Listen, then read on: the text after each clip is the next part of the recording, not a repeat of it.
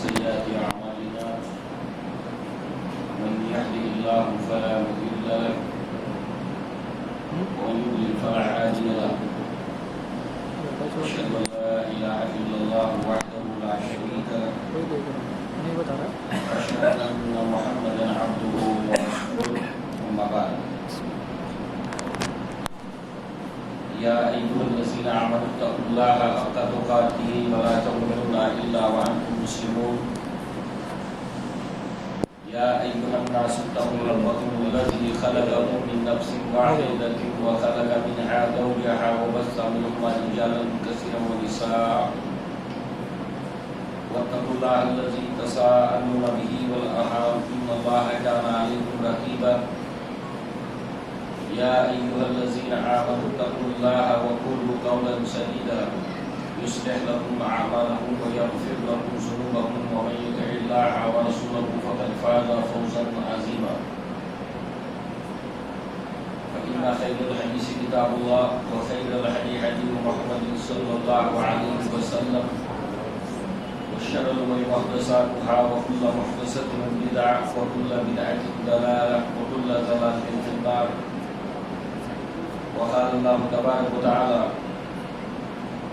وإذ قال لقمان لابنه وهو يعظه يا بني لا تشرك بالله إن الشرك لظلم عظيم رب اشرح لي صدري ويسر لي أمري واحلل عقدة من لساني يفقهوا قولي اللهم أرنا الحق حقا وارزقنا اتباعه وأرنا الباطل باطلا وارزقنا اجتنابه آمين يا رب العالمين. لقمان کی نصیحتیں جو انہوں نے اپنے بیٹے کو کی تھی اس کا ایک سلسلہ وار درس ہم سن رہے ہیں.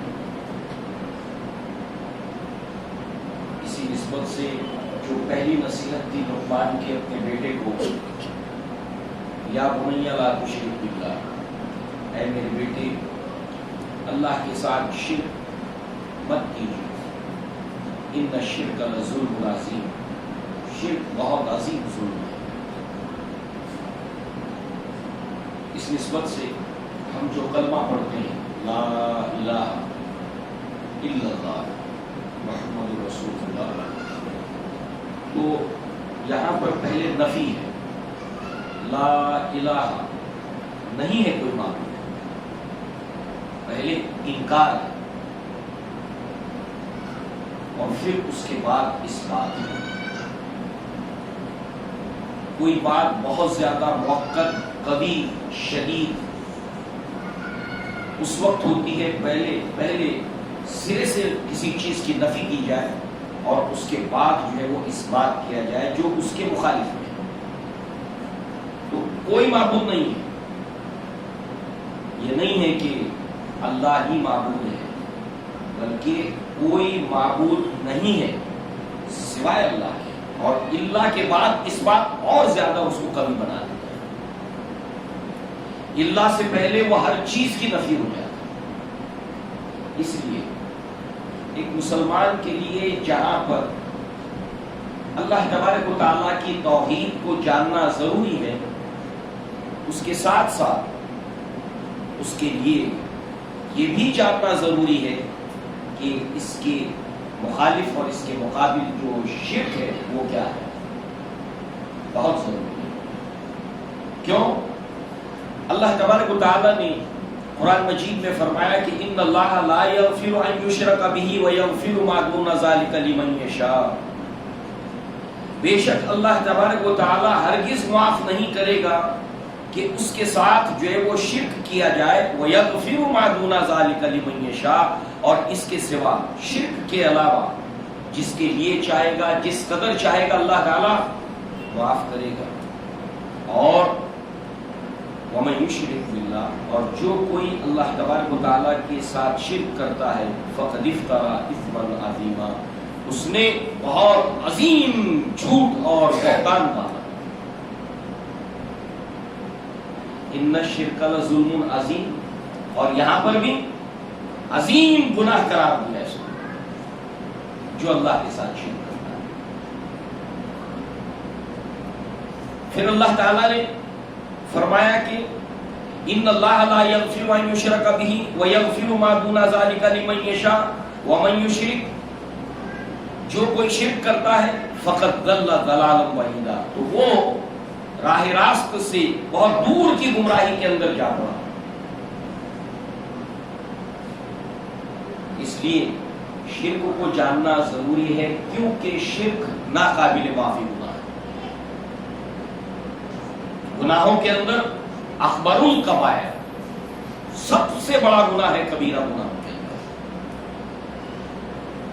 لہذا ہم دیکھتے ہیں دنیا میں کہ بہت سے ایسے لوگ ہوتے ہیں جو نیک کام کرتے ہیں، اچھے بھلے کام کرتے ہیں، ان کو دیکھ کر معلوم ہوتا ہے کہ اتنا نیک انسان ہے، نیکیاں چاہے پہاڑوں کے برابر کیوں نہ ہو، مگر اس کے مقابلے میں اگر شرک ہوگا تو یہ ساری نیکیاں بیکار ہو جائیں، ضائع ہو جائیں۔ اس کی ایک مثال بخاری میں یہ موجود ہے واقعہ، عبداللہ ابن جدعان، یہ بہت نیک شخص تھا۔ اگر آپ اللہ کے نبی کی سیرت کو پڑھیں گے تو اس شخصیت کا نام آئے گا۔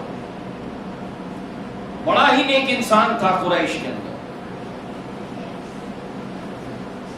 اسی کے گھر کے اوپر حلف الفضول جو ٹریٹی ہوا تھا، معاہدہ ہوا تھا کہ مکہ شہر کے اندر جو بھی ظلم ہوگا ہم سب مل کر ایک ہاتھ ہو جائیں گے، اور جب تک ہررا پہاڑ موجود ہے، سمندر میں پانی کا ایک قطرہ موجود ہے، ہم جس کے اوپر ظلم ہوا ہے اس کو اس کا حق دلا کر رہیں گے، اور ظالم سے وہ لے کر رہیں گے جو اس نے مظلوم کے ساتھ کیا ہے۔ یہ اسی کے گھر ہوا، ہمیشہ دسترخوان بچھا رہتا، غربا مساکین اس کے دسترخوان سے کھاتے رہتے، غریبوں مسکینوں کی مسلسل وہ مدد کیا کرتا۔ انتقال ہو گیا اس کا اللہ کے نبی کی نبوت سے پہلے۔ نبوت کے دور میں عائشہ صدیقہ نے اس کے تعلق سے اللہ کے نبی سے سوال پوچھا، اور سوال اس لیے بنا، یہ اتنا اچھا انسان تھا کہ اس نے کتنا خیر، کتنا انسانوں کے ساتھ میں ہیومینٹی، مانوتا کے لیے کتنا کام کیا اس نے۔ آپ نے پوچھا کہ آخرت میں اس کا کیا معاملہ بنے گا؟ اللہ کے نبی سے پوچھا، اللہ کے نبی نے فرمایا کہ وہ جہنم میں جائے گا۔ کیوں؟ اس نے اپنی پوری زندگی میں ایک بھی بار یہ نہیں کہا رب اغفر لی خطیئتی یوم الدین، کہ اللہ قیامت کے دن میری خطاؤں سے مغفرت فرما۔ ایک بار بھی اس نے اپنی زندگی کے اندر یہ بات کہی۔ یہ تو حدیث ہو۔ اب قرآن کی طرف آئی بہت سی آیتیں، مگر ایک مثال تاکہ ہم سمجھیں کہ نیکیاں زمین بھر کے کیوں نہ ہو، کچھ کام نہیں آئیں گے اگر شرک ہے۔ اس لیے اس کو جاننا ضروری ہے، اور اپنے کنبے کو، اپنے بچوں کو، اپنی فیملی کو، اپنی سوسائٹی کو بار بار اس کا یاد، اس کا تذکرہ کر کے شرک کیا ہے انہیں سمجھانا ضروری ہے۔ جیسے کہ ایک شاعر کا شعر آپ نے سنا ہے، عرفت الشر لا بشر لتوقیہ من لم یعرف الخیر من الشر ان یقع فیہ۔ میں نے شر اور برائی کا علم حاصل کیا اس لیے نہیں کہ برائی کروں، برائی میں پڑ جاؤں، اس لیے نہیں، بلکہ برائی کا علم میں نے اس لیے حاصل کیا کہ جو انسان اچھائی کے ساتھ جو برائی گڑبڑ ہے اس کو اگر نہیں جانتا، امتیاز کی تمیز اس میں نہیں ہے، تو وہ برائی میں، شر میں پڑ جائے گا۔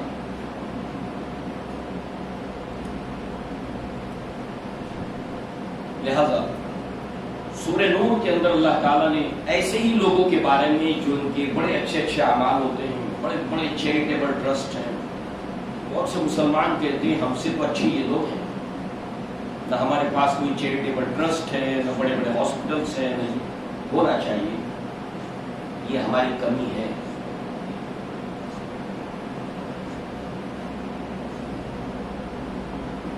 مگر ایسے ہی لوگوں کے تعلق سے سورہ نور میں اور دیگر مقامات پہ اللہ نے فرمایا والذین کفروا اعمالهم کسراب،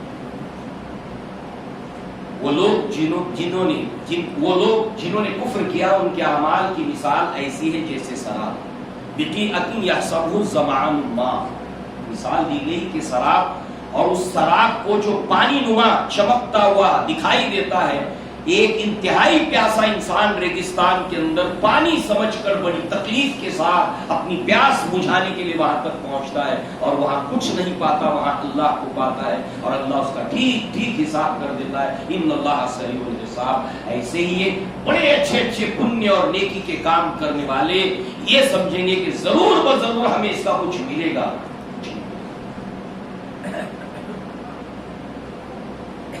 بات شرک کی گمبھیرتا کی کسی درجے میں واضح ہو گئی ہوگی۔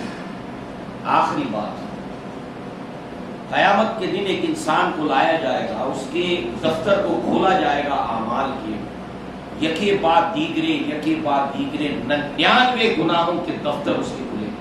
99 گناہ ہی گناہ، کچھ نہیں بچا ہے۔ ایک میزان کے پلڑے میں جب اس کو رکھا جائے گا تو وہ شخص رہے گا، میرے بچنے کا کوئی چانس نہیں۔ پھر بھی ایک کلمہ طیبہ کا خیر، لا الہ الا اللہ، یہ جو کلمہ طیبہ اس کا خیر ہے، دوسرے پلڑے میں رکھا جائے گا۔ معروف یہ واقعہ ہے جس کو آپ نے نبی صلی اللہ علیہ وسلم نے جو کہا، آپ نے بارہا اس کو سنا ہوگا، تو وہ پلڑا بھاری ہوگا۔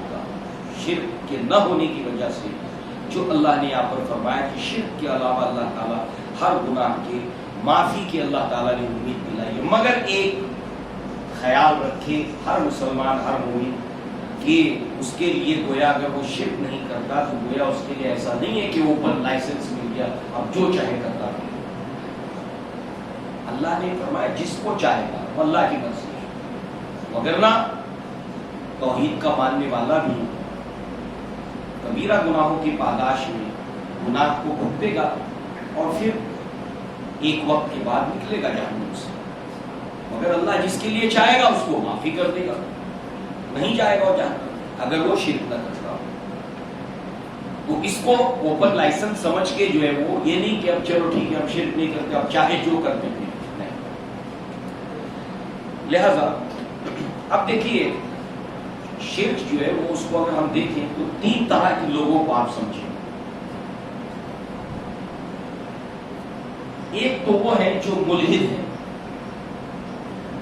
وہ کسی معبود کو، کسی الہ کو، کسی خالق کو مانتے ہی نہیں، ناستک، مانتے ہی نہیں کسی کو، ناستک ہے، ملحد ہے۔ ایک تو یہ اقلیت میں ہوتے ہیں، تھوڑے ہوتے ہیں مگر ہوتے ہیں، ہمیشہ ہوتے ہیں دنیا میں۔ وہ کہتے نہیں ہے کوئی معبود، اس بات نہیں کرتے۔ ہاں مگر ایک بات دعوت و تبلیغ کے معاملے میں ضرور یہ نقطہ ذہن میں ہونا چاہیے کہ آدھا کام تو اس نے کر دیا ہے، نہیں ہے کوئی معبود، مطلب یہ کہ وہ سوچتا ہے، سوچتا تو ہے تبھی تو اس نتیجے میں پہنچا، تو آدھا کام تو ہو گیا ہے۔ اگر اس طرح کا کوئی انسان ہو تو اس کے لیے آدھا کام کرنا آسان ہو جاتا ہے۔ دوسرے ہوتے ہیں جو مشرکین ہوتے ہیں، جو اللہ کو چھوڑ کر باقی سب کی عبادت کرتے ہیں، اللہ کی عبادت نہیں کرتے، یہ تو پکے اور کٹر مشرک ہیں۔ اور تیسرے جو اللہ کو بھی مانتے ہیں، اس پر بھی ایمان رکھتے ہیں اور شرک بھی کرتے ہیں۔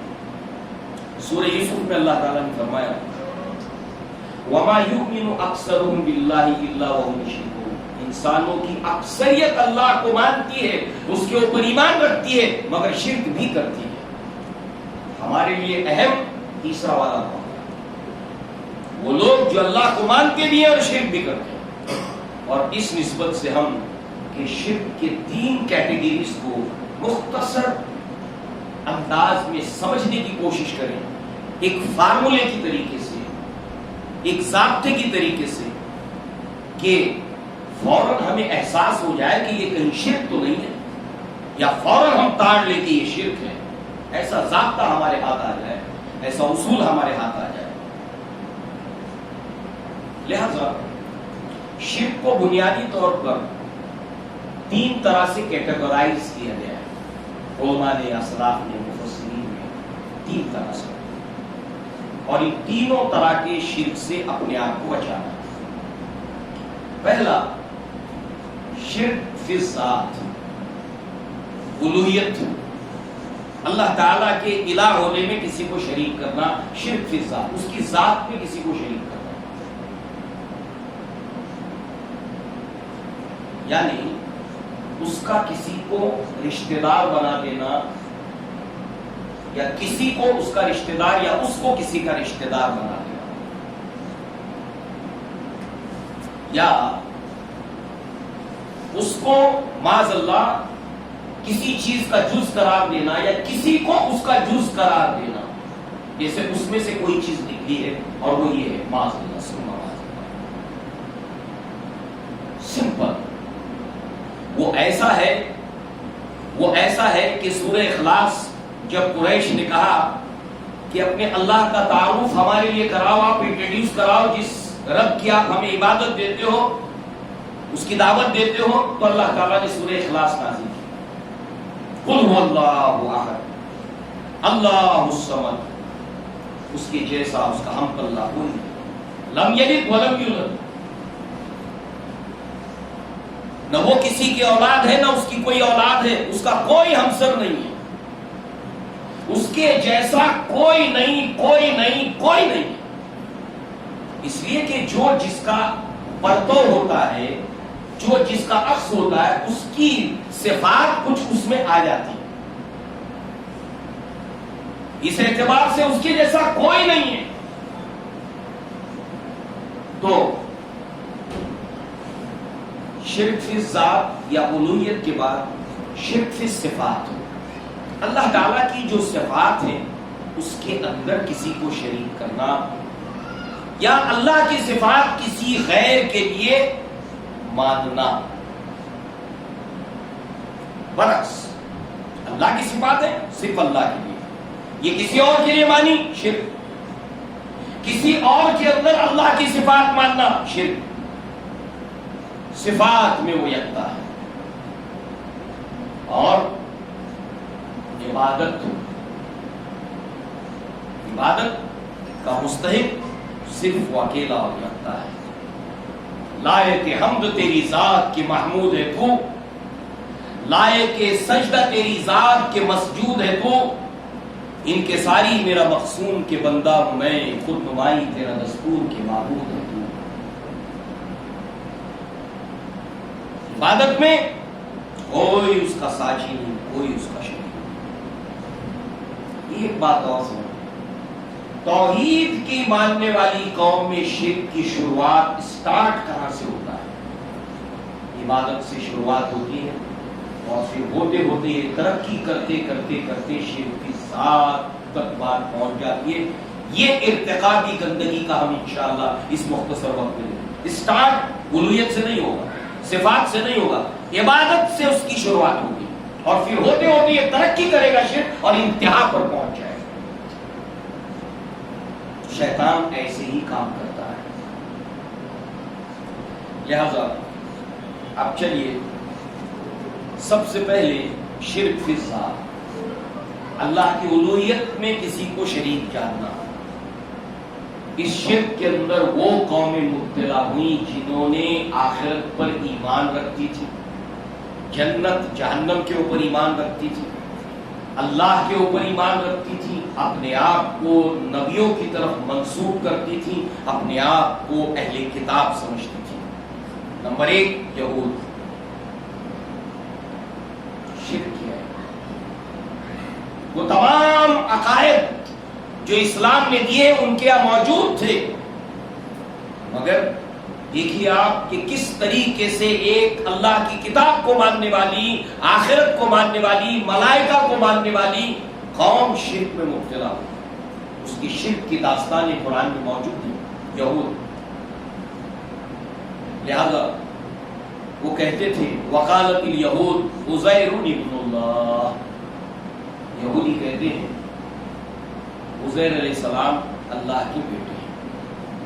اور وقالت النصارى، نصارہ جو ہے وہ عیسیٰ علیہ السلام کو اللہ تعالیٰ کا بیٹا ہے. دونوں اہل کتاب ہیں. انجیل عیسیٰ علیہ السلام، تورات موسیٰ علیہ السلام. معلوم کیا ہوا؟ اہل کتاب قومیں بھی جو ہے وہ شرک سے نہیں بچتی. اگر وہ چوکنے نہ رہے، بیدار نہ رہے، لہذا جو ہے وہ اللہ تبارک و تعالیٰ نے ان کے شرک کا ذکر کیا. دوسری طرف جو ہے وہ قریش یہ اپنے آپ کو ابراہیم علیہ السلام کی طرف نسبت دیتے تھے، مگر بہت لمبا عرصہ جو ہے وہ گزر گیا تھا، دریا میں پانی بہت بہہ گیا تھا. قرآن نے بھی کہا ملت ابیکم ابراہیم، یہ جد امجد اسماعیل علیہ السلام کو مانتے تھے اپنا.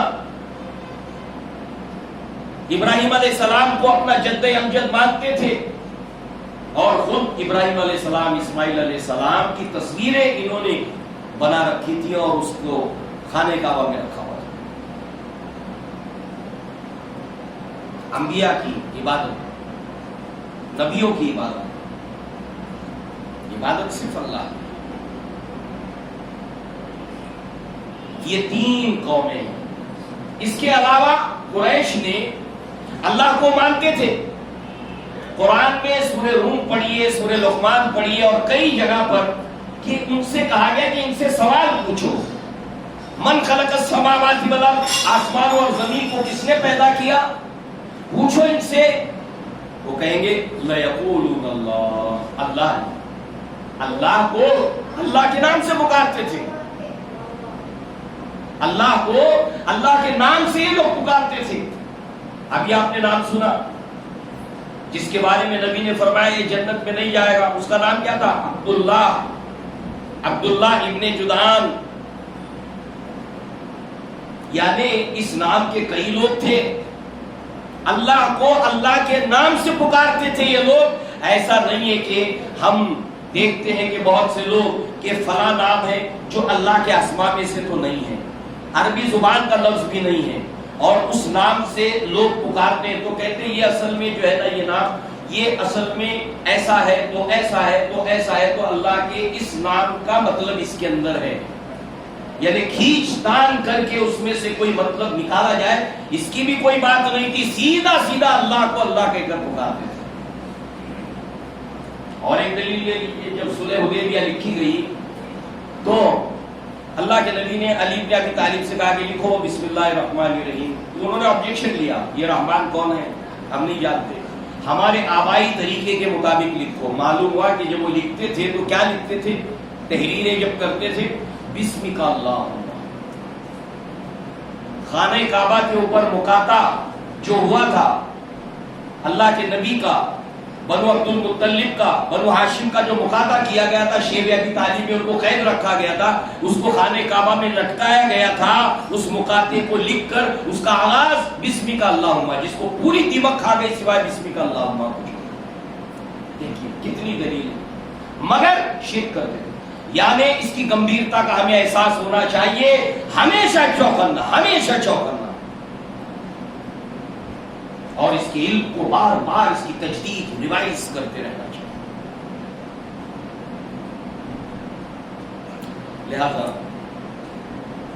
اب آئیے یہ شرک ذات کا معاملہ تو ہم نے دیکھا کہ یہ لوگ اللہ تبارک و تعالیٰ کی طرف نسبت کرتے تھے اولاد ہونے کی. یہود بھی، نصارہ بھی، قریش بھی. قریش نے لات، عزا، منات، ہبل ان سب کو اللہ تعالیٰ کی بیٹیاں قرار دیا معاذ اللہ، اور کہتے تھے کہ یہ اللہ تبارک و تعالیٰ کے نزدیک ان کے ذریعے سے ہمیں قرب ملتا ہے، نزدیک جانے کا موقع ملتا ہے، یہ ہمیں قریب کر دیتی ہیں اللہ تعالیٰ سے. لِيُقَرِّبُونَ إِلَى اللَّهِ زُلْفَىٰ. یہ جو بیٹیاں ہیں معاذ اللہ، یہ اللہ تعالیٰ سے ہمیں قریب کر دیتی ہیں، ہماری بگڑی ہوئی بات میں یہ وسیلہ لگا دیتی ہیں، ہمارا کام بنا دیتی ہیں. یہ 3 قوموں کو آپ نے دیکھا. اب انہوں نے تو اللہ تعالیٰ سے رشتہ جوڑا معاذ اللہ ثم معاذ اللہ. اس کے علاوہ کچھ مذاہب ایسے ہیں جس کے اثرات امت مسلمہ میں آنے کے امکانات ہیں اور آئے. راست اس طرح کا شرک تو نہیں، مگر ایک ہے الوہیت. الوہیت کا مطلب کیا؟ مطلب یہ ہے کہ جیسے کسی چیز کا ولین ہو جانا، کسی چیز میں گھل جانا. جیسے پانی ہے، اس میں آپ نے نمک ڈالا اور ایسے ہلایا تو نمک کا ہے، نمک نہیں ہے. پانی کے اندر نمک ہے، نمک کے اندر پانی، پانی کے اندر نمک.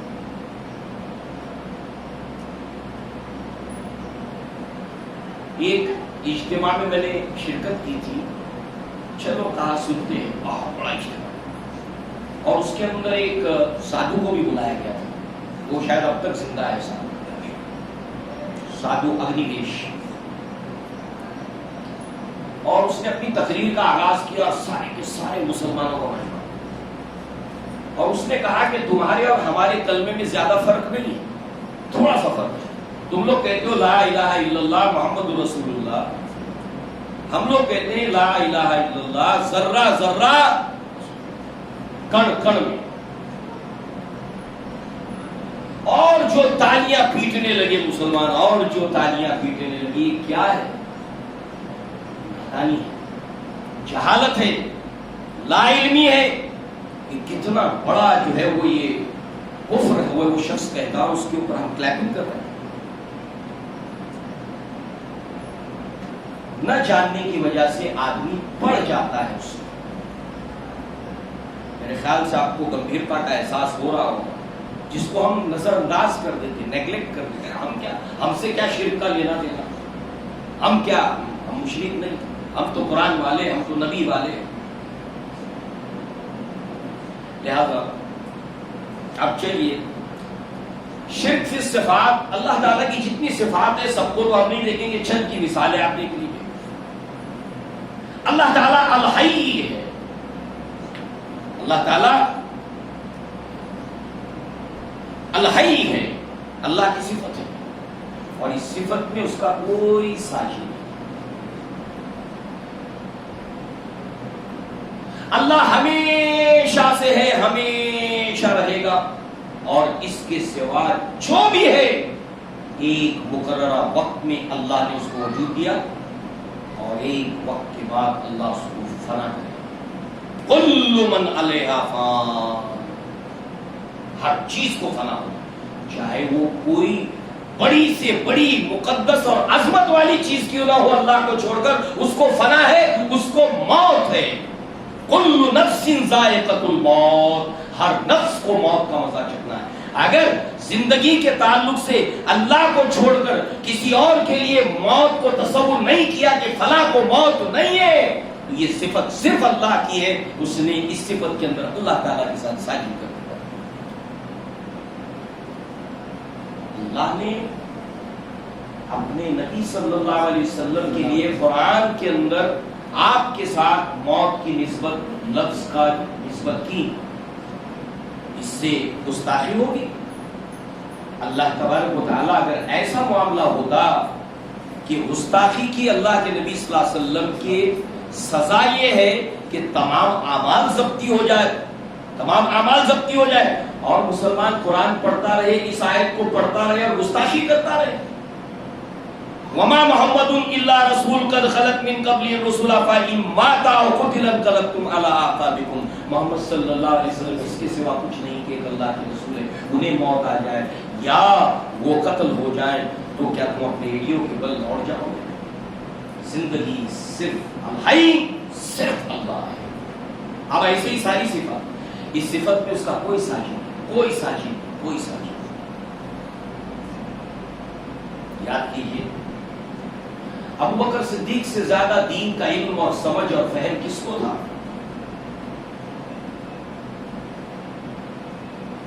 اللہ کے نبی صلی اللہ علیہ وسلم کے سب سے قریبی ساتھی.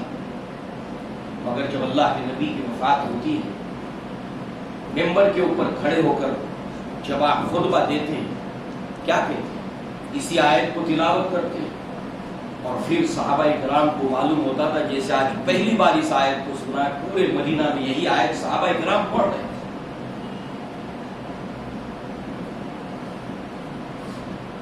قریش جب اللہ کے نبی کے تعلق سے کہتے تھے کہ یہ دعوت پھیل رہی ہے، جانے دو، زیادہ فکر مت کرو، ایک نہ ایک دن تو ان کو موت آئے گی تو بات ختم ہو جائے گی. اللہ تعالیٰ نے قرآن میں آیت نازل کی، اے نبی آپ کو بھی موت آنی ہے اور یہ لوگ بھی مرنے ہیں. اس کو ابو بکر صدیق نے تلاوت کی اور فرمایا کہ سنو، جو کوئی محمد صلی اللہ علیہ وسلم کی عبادت کرتا تھا وہ سن لے کہ محمد صلی اللہ علیہ وسلم کے تعلق سے فرمایا ان کو موت آ گئی، موت واقع ہو گئی. اللہ تعالیٰ آپ کے اوپر دو موتیں جمع نہیں کرے گا. اور جو اللہ الحی ہے، اس وحدہ لا شریک کی عبادت کرتا تھا وہ سن لے کہ اللہ تبارک و تعالیٰ الحی ہے ہمیشہ سے، اول آخر. اللہ کے نبی صبح میں جب اٹھتے تہجد میں تو جو دعائیں پڑھتے اس میں یہ بھی دعا ہوتی ہے، اللہم انت الاول فلیس قبلک شیء وانت الاخر فلیس بعدک شیء وانت الظاہر فلیس فوقک شیء وانت الباطن فلیس دونک شیء. اے اللہ تو سب سے اول ہے، تیرے پہلے کچھ نہیں، تو سب سے آخر ہے، تیرے بعد کچھ نہیں، باقی ہر چیز کو فنا اور موت ہے. سلیمان علیہ السلام کی موت کا ذکر قرآن میں موجود ہے.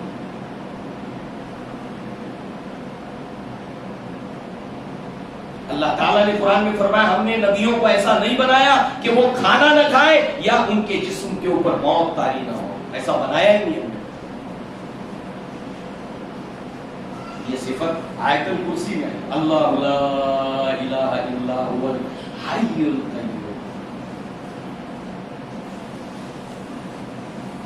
اس کے ساتھ ساتھ چند صفات کے حوالے سے آیت الکرسی ہی کو اگر ہم سامنے رکھیں، لا تأخذہ سنۃ ولا نوم، نہ اس کو نیند آتی ہے نہ اس کو اونگ آتی ہے. نیند کمزوری ہے، اونگ کمزوری ہے، اس لیے کہ یہ اہل کتاب انجیل کے ماننے والے یہ عقیدہ رکھتے ہیں کہ اللہ تعالیٰ نے 6 دنوں میں آسمان زمین دنیا کو بنایا اور 7ویں دن آرام کیا. آرام کی ضرورت تھکنے کے بعد ہوتی ہے، لہذا اللہ تعالیٰ اس سے پاک ہے. سبحان اللہ عما یشرکون. اللہ تعالیٰ کی طرف کوئی ایسی بات منسوب کرنا جو اللہ کے شایان شان نہیں ہے، وہ مخلوق کے شایان شان ہے. مخلوق کو نیند آتی ہے، مخلوق کو اونگ آتی ہے، اللہ تعالیٰ اس سے پاک ہے. مخلوق کی کسی ذوق کو اللہ کی طرف نسبت کرنا، اللہ اس سے پاک ہے. سبحان ربک رب العزت عما یصفون والسلام علی المرسلین. اللہ تعالیٰ جو چاہتا ہے کرتا ہے. اب یہ ارادہ اور چاہنا یہ اللہ تبارک و تعالیٰ اس کی صفت ہے. ایک شخص آتے ہیں اللہ کے نبی سے کہتے ہیں، کوئی بات ہوتی ہے کہتے ہیں ماشاء اللہ و ما شئت، جو اللہ چاہے جو آپ چاہیں، جو اللہ چاہے اور جو آپ چاہیں. اللہ کے نبی کے چہرے پر ناراضگی کے آثار ہوئے، کہا اجعلت للہ ندا، کیا تم نے مجھے اللہ کا ضد اور ند بنا لیا؟ صرف یہ کہو کہ جو صرف اللہ وحدہ لا شریک چاہے.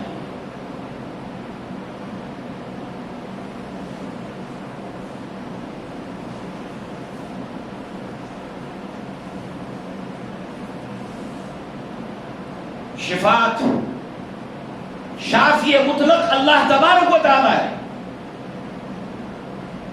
اس کے سوا کوئی شافی مطلق نہیں.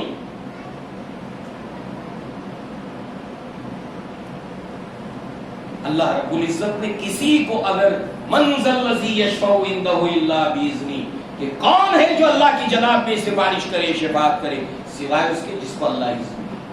تو اللہ جس کو اذن دے گا وہ شفاعت کرے گا. شفاعت مطلق اللہ کے اختیار میں ہے. اللہ کے لیے کیسے؟ اللہ تعالیٰ اذن دے گا اور وہ جس کی شفاعت کرے گا اللہ تعالیٰ کا اذن ہوگا کہ اللہ اس کی مغفرت فرمائے اور اس کی شان اور عظمت وہاں پر بڑھائے. تو یہاں پر جس کو اذن ملے گا اس کی عزت، اس کا شرف بڑھانا مقصود ہے، اور جس کے لیے شفاعت ہوگی اس کی مغفرت مقصود ہے. باقی کل کے کل شفاعت اللہ کے ہاتھ میں ہے. قل للہ الشفاعۃ جمیعا، قل جب لفظ آتا ہے تو اس کے اندر ذرہ برابر کوئی اور دخیل ہوتا ہی نہیں۔ اب آپ اس فارمولے کو اپلائی کرتے چلے جائیں کہ اللہ کی صفات ہے وہ کسی اور کے لیے نہیں ہے۔ آخر میں علم کے تعلق سے ایک صفت اس کو دیکھیں، اللہ تبارک و تعالیٰ لطیف الخبیر ہے، اللہ تعالیٰ بکل شیء علیم ہے، ہر چیز کا جاننے والا ہے۔ اور باقی جتنا بھی علم دیا گیا ہے اس کے تعلق سے سمجھ لیں، بخاری میں مسلم میں وہ روایت ہے، جب خضر کے ساتھ موسیٰ علیہ السلام چل دیتے ہیں وہ ایک ناؤ میں سوار ہوتے ہیں، اس ناؤ کے اوپر جو ایک چڑیا آ کر بیٹھتی ہے تختے پر، دریا سے پانی پیتی ہے اور اڑ جاتی ہے۔ خضر موسیٰ سے کہتے ہیں کہ اے موسیٰ، تمہیں اور مجھے جو علم دیا گیا ہے وہ بس اتنا ہی ہے، اور تمام جو بھی علم اللہ تعالیٰ نے دیا وہ بس ایسا ہی ہے جیسے اس چڑیا نے پانی پینے کے نتیجے میں دریا میں سے کچھ کم ہوا، بس ایسا ہی سب جتنا بھی علم کسی کو سارا علم اکٹھے کیا جائے بس اتنا ہی۔ وَلَا يُحِيطُونَ بِشَيْءٍ مِّنْ عِلْمِهِ، اللہ کے علم میں سے کوئی احاطہ نہیں کر سکتا۔ اگر کوئی یہ سمجھے کہ کسی کو سب کچھ معلوم ہے آگا پیچھا، خود دیکھیے اللہ کے نبی صلی اللہ علیہ وسلم احد میں گئے، 70 صحابہ شہید ہوئے، آپ کے چچا شہادت پائے، آپ کے دندان مبارک شہید ہوئے، چہرہ خون سے نہا گیا، غشی آپ کے اوپر طاری ہوئی، آپ گڑھے کے اندر گرے، اتنا بڑا نقصان ہوا۔ اگر آپ کو پہلے سے معلوم ہوتا۔ اللہ کے نبی طائف گئے، طائف کے اندر جو کچھ ہوا، ہر مسلمان جو دینی رغبت جانتا ہے، دینی مجلسوں میں بیٹھتا، اس کو قصہ معلوم ہے۔ اللہ تبارک و تعالیٰ اس کے پاس ہے، ہر چیز کا علم اس کے پاس ہے۔ مفاتیح الغیب وہ ہے، ساری غیب کی کنجیاں اس کے پاس ہے، اور اس کی صفت کے اندر اس کا کوئی ساجی نہیں، اس کا کوئی شریک نہیں۔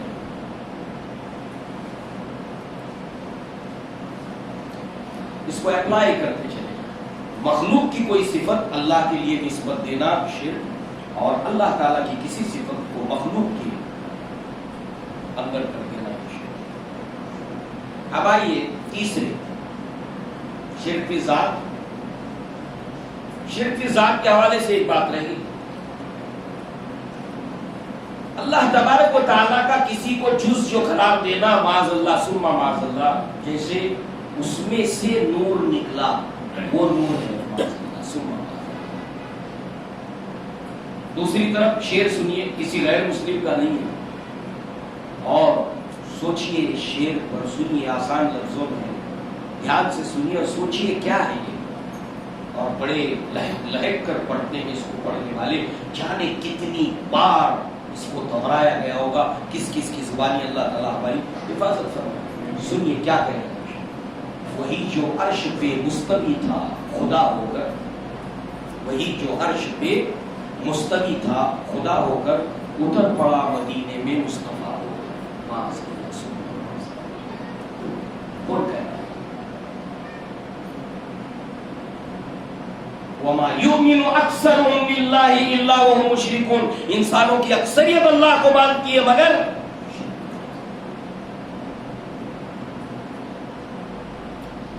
اب آئیے شرک فی العبادت کی طرف۔ سب سے پہلے تو ہمیں معلوم ہو کہ عبادت کیا ہے۔ عبادت، العبادت اجمع اصلین غایت الحب ما غایت الذل والخضوع، علامہ ابن قیم رحمہ اللہ نے انتہا درجے کی محبت اللہ تعالیٰ کے لیے، انتہا درجے کی خاکساری اور تذلل اللہ تعالیٰ کے انتہا، اب اس کے اوپر کسی کے غیر اللہ کے لیے نہ تعظیم ہے، نہ محبت، نہ برابر کسی کے لیے، صرف اللہ۔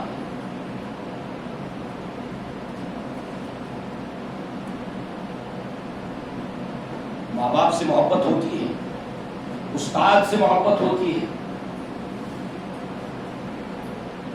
مزکی سے محبت ہوتی ہے، مرشد سے محبت ہو سکتی ہے، اولاد سے محبت ہو سکتی ہے.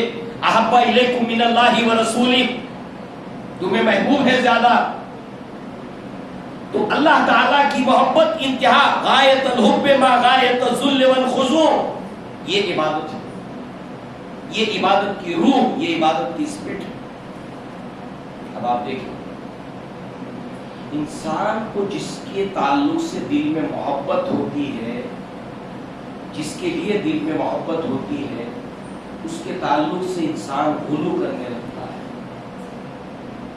بخاری کا سورہ نوح کی تفسیر کا ایک قصہ سنیے آپ. ابن عباس رضی اللہ عنہ کہتے ہیں قال سارت الاوثان التي كانت في قوم نوح في العرب، عرب کے اندر یہ جو 5 بت آئے یہ قوم نوح کے بت تھے. نمبر 1 ودا جو بت تھا دومت الجندل کا، سورہ نوح میں اس بت کا ذکر ہے ودا. سوا حزیل قبیلے کا بت تھا. یغوث مراد قبیلے کا بت تھا. یوق ہمدان قبیلے کا بت تھا. نصر حمیر قبیلے کا بت تھا. یہ 5 جو بت تھے مکہ میں، یہ نوح علیہ السلام کی قوم سے یہاں پہنچے تھے. ہوتے ہوتے ہوتے اب ہوا کیا، نوح علیہ السلام کی قوم میں سب سے پہلے شرک آیا. محبت محبت محبت. یہ 5 افراد ان کی قوم کے بڑے نیک اور پاکسا لوگ تھے. جیسے کہ بزرگوں سے محبت ہوتی ہے، نیک انسانوں سے محبت ہوتی ہے. بڑے بزرگ لوگ تھے، بڑے نیک لوگ تھے، بڑا چرچا تھا ان کی عبادت گزاری، ان کی بڑی دھوم تھی. یہ گئے دنیا سے. اب وہ عقیدت ہے، محبت ہے، ان کے لیے تعظیم اور ادب ہے. اب ہوا کیا، شیطان اس قوم کے پاس آیا. فرسٹ جنریشن، پہلی جنریشن ان کے انتقال کے بعد ان کے پاس آیا اور کہا دیکھو یہ بڑے نیک لوگ تھے، بڑے اللہ والے تھے، اور اللہ والے کو دیکھ کر اللہ یاد آتا ہے. یہ جب تک تھے تمہیں کتنا اچھا لگتا تھا، تو کیوں نہ تم ایسا کرو کہ تم اپنی عبادت گاہوں میں ان کے اسٹیچو سے ان کی تصویریں لگاؤ تاکہ ان کو دیکھ کر تمہیں اللہ یاد آئے. اب پہلی نسل کو تو پتا تھا حقیقت، اس کے بعد انہوں نے ویسا کیا. ایک نسل گئی، دوسری نسل گئی، تیسری نسل گئی. محبت عبادت کیا ہے، غایت الحب ما غایت الذل والخضوع. ہوتے ہوتے ہوتے ہوتے ہوتے اب ڈائریکٹ یہ تینوں 5 کے 5 معبود بن گئے. آنے والی نسلوں میں ڈائریکٹ ان کو نماز، ان کے لیے سجدہ، ان کے لیے دعائیں، ان سے دعائیں مانگنا، منتیں مانگنا، نظر کرنا، سب کچھ ان سے منسوخ ہے. شرک پھر عبادت سے شروعات ہوتی ہے. اللہ تعالیٰ نے سورہ بنی اسرائیل کے اندر جو احکامات دیے ہیں معاشرے کی اصلاح کے لیے، وہ اہم بنیادیں ہیں. اس کا آغاز ہوتا ہے وَقَضَىٰ رَبُّكَ أَلَّا تَعْبُدُوا إِلَّا إِيَّاهُ. تمہارا رب یہ فیصلہ کر چکا کہ عبادت نہ کرو مگر صرف اس کی. معاشرے کی اصلاح کی شروعات ہوگی جب جو ہے وہ عبادت کے لیے صرف اللہ کی طرف بلایا جائے گا. کیونکہ معاشرے میں کتاب کے ماننے والی قوم میں، اللہ کے ماننے والی قوم میں شرک جو آتا ہے وہ شرک فی عبادت سے شروعات ہوتی ہے. پھر ڈائریکٹ اس سے دعا، اس سے نظر، سب کچھ اس سے ڈائریکٹ مانگا جاتا ہے. الوہیت میں شریک کیا جاتا ہے. لہذا اللہ کے نبی کے پاس صحابہ کرام آتے ہیں. اب عبادت ہے، اب دعا ہو العبادہ، دعا عبادت ہے. اور اللہ تعالیٰ نے قرآن میں جا بجا فرمایا، اپنے جنتی بندوں کی صفت بیان کی، والذین لا يدعون مع اللہ الہا آخر، کہ وہ اللہ کے سوا کسی اور سے دعا نہیں مانگتے، دعا صرف اللہ سے. پھر کچھ عبادت کے مراسم ہیں. انتہا درجے کا تذلل، خاکساری اللہ تعالیٰ کے لیے. اب ہم اللہ کے سامنے کیسے کھڑے رہتے ہیں نماز میں؟ اللہ نگاہ نیچے، ان تعبد اللہ کانک تراہ فإن لم تکن تراہ فإنہ یراک، وہ اللہ کی عبادت اس طرح کر جیسے اللہ تعالیٰ کو تو دیکھ رہا ہے یا اللہ تجھے دیکھ رہا ہے۔ یہ تعظیم، یہ تذلل، یہ خاکساری اللہ کی، رکوع تذلل ہے، خاکساری ہے، مراسم اللہ کی، سجدہ اللہ تعالیٰ، مراسم رکوع۔ صحابہ نے کہا اللہ کے نبی سے، اللہ کے رسول، یہ قیصر اور کسریٰ کو لوگ سجدہ کرتے ہیں، آپ کہیں زیادہ حقدار ہیں اس کے، ہم کو اجازت دیں کہ ہم آپ کو عبادت کا نہیں تعظیمی سجدہ کریں، تعظیم کا سجدہ، آپ کی عظمت، آپ کی شان۔ اللہ کے نبی نے فرمایا کہ میری شریعت کے اندر اگر سجدے کی اجازت ہوتی بفرض محال، تعظیمی، تذلل، خاکساری، تو میں عورتوں سے کہتا کہ وہ اپنے شوہروں کو سجدہ کریں، اگر کوئی امکان ہوتا۔ اللہ کے نبی نے روکا اور امت کو تاکید کی کہ میرے معاملے میں غلو کرنے سے بچو، جس طرح نصارہ نے مسیح ابن مریم کے بارے میں غلو کیا۔ اب دیکھیے آج ہندوستان کے اندر صدیوں سے کتنے ایسی جگہیں ہیں کہ جہاں پر انسان جب داخل ہوتا ہے ویسے جھکتے ہوئے داخل ہوتا ہے، جب پلٹتا ہے تعظیم میں تو پیٹھ نہیں دکھاتا، جھکتے ہوئے باہر نکلتا ہے اور پھر اس کے بعد اپنے آپ کو علیحدہ کرتا ہے۔ دکھاؤ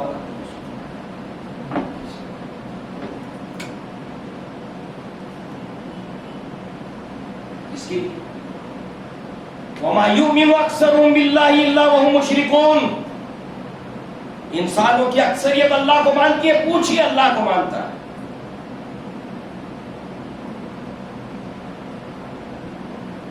اللہ تبارک و تعالیٰ نے قرآن مجید میں فرمایا وَمِنَ النَّاسِ مَن يَتَّخِذُ، لوگوں میں سے کچھ ایسے ہیں جنہوں نے بنا لیے ہیں اپنے احبار کو، اپنے رہبان کو، ارباب من دون اللہ، اللہ کو چھوڑ کر رب بنا لیا ہے، رب کی جمع ارباب۔ عدی بن حاتم نے کہا اے اللہ کے رسول یہ آیت سمجھ نہیں آئی، چونکہ وہ پہلے نصارہ میں سے تھے، اہل کتاب میں سے، ہم نے کبھی بھی اپنے عالموں کو، اپنے درویشوں کو رب نہیں کہا، رب لفظ استعمال ان کے لیے نہیں کیا۔ اب اللہ کے نبی ڈیفائن کر رہے، وضاحت کر رہے، بتاؤ وہ جس چیز کو حلال کہتے تھے تم حلال سمجھ کر اس کو اختیار نہیں کرتے تھے؟ کہا ہاں یہ تو ہے۔ وہ جس چیز کو حرام کہتے تھے اس کو حرام سمجھ کر تم اس سے اجتناب نہیں کرتے تھے؟ ہاں ہاں ایسا کہا، یہی ان کو رب بنانا ہے، حرام اور حلال کا اختیار اللہ کا۔ اللہ کے نبی نے ایک مرتبہ اپنے لیے کہا کہ میں شہد نہیں کھاؤں گا، اللہ نے آیت نازل کی یا ایھا النبی ما تحرم ما احل اللہ لک تبتغی مرضات ازواجک، اے نبی آپ اپنے اوپر وہ چیز کیوں حرام ٹھہراتے ہیں جس کو اللہ نے آپ کے لیے حلال کیا؟ امت کے اوپر نہیں حرام کیا، اللہ نے روکا، روک دیا۔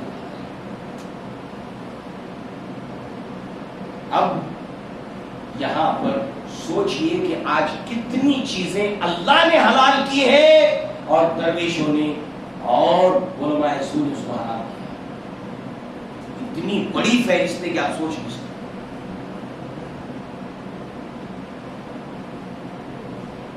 یہ ہے اپنے عالموں کو، اپنے درویشوں کو رب بنانا اللہ تعالیٰ کو چھوڑ۔ یہ ہے پورا ایک اسپیکٹرم شرک کا، اللہ تعالیٰ کی ذات میں اس سے کسی کا رشتہ جوڑنا، اس میں سے کسی کا جز اجزاء قرار دینا، معاذ اللہ اس کی اولاد کوئی رشتہ دار بنا دینا، یہ شرک فی ذات ہے، اس کی ذات میں کسی کو شریک کرنا۔ صفات جتنی اس کی صفات بتائی قرآن نے، اللہ کے نبی نے، اس صفات میں مخلوق کی طرف وہ صفات منسوب کرنا یا مخلوق کا ضعف اور کمزوری اللہ تعالیٰ کی طرف منسوب کرنا، شرک فی الصفات اور شرک فی العبادت، یہ تین چیزیں ہیں جس کے بارے میں ہمیشہ ہمیں اس کا دھیان پراپت کرتے رہنا چاہیے اور اپنے ایمان کو خالص بنانے کا اور اس کے ساتھ اللہ تعالیٰ سے اسی چیز کی دعا کرتے رہنا چاہیے کہ اللہ تعالیٰ جب تک ہمیں زندہ رکھے، اسلام کے اوپر زندہ رکھے، اللہ تعالیٰ ایمان کے اوپر زندہ رکھے، اللہ تعالیٰ ہمیں سچا پکا موحد بنائے اور ہر طرح کے شرک سے ہمارے ایمان کی حفاظت فرمائے۔ آخر میں نبی نے ایک وارننگ دی تھی صحابہ کرام کے سامنے، آپ نے کہا تھا کہ جلی شرک کے تعلق سے تو مجھے اندیشہ نہیں ہے، ہاں مگر شرک اصغر، وہ شرک اصغر کیا ہے؟ ریا۔ اس کو پہچاننا اللہ کے نبی نے فرمایا اتنا مشکل ہے کہ جیسے کالے پتھر کے اوپر کالی چونٹی کا سرسرانے کو جاننا مشکل ہے، اتنا مشکل ہے۔ آپ نے دیکھا نا، تین لوگوں کو سب سے پہلے قیامت کے دن لایا جائے گا، عالم، سخی اور مجاہد۔ اللہ تعالیٰ اپنے انعامات گنائے گا تینوں کے اوپر۔ وہ عالم کہے گا میں نے تیرے علم کو دنیا کے اندر پھیلایا، اللہ کہے گا قال کذبت، تو جھوٹا ہے، تو نے یہ سب اس لیے کیا ہے، جو قال عالم او قاری، لوگ تجھے عالم کہیں، لوگ تجھے قاری کہیں، فقط قیلا کہا جا چکا، اور جو منہ کھینچتے ہوئے لے جا کے القیا فی النار، جہنم میں ڈالا جائے گا۔ یہ قرآن کی تبلیغ کر رہا ہے، دین کی تبلیغ کر رہا ہے، اسلام کی تبلیغ کر رہا ہے، دلیلیں دے رہا ہے، سب کچھ ہے، مگر دل میں کیا ہے، مجھے لوگ بہت بڑا عالم کہیں۔